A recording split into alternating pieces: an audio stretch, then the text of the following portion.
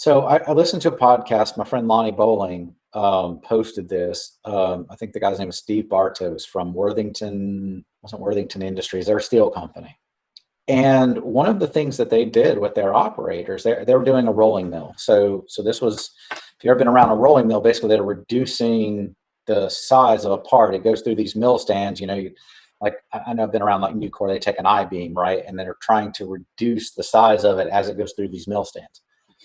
And it was really interesting to hear him kind of talk about that. And he said, we got all the operators in a room, and Bob ran it different than Charlie, who ran it different than Steve, who ran it different than Dave.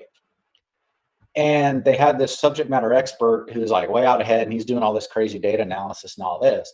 Well, they got those five people in a room, and they really analyzed the data to figure out, okay, who's really the most productive? Like, what are the proper machine parameters to run this part or this product or that product or that product?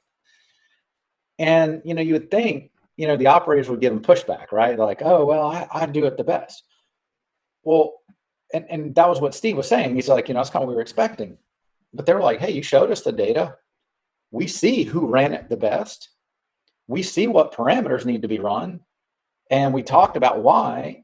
And it makes sense. That's what we need to do. And how many companies are doing that right now? Like right now is the time. Right now.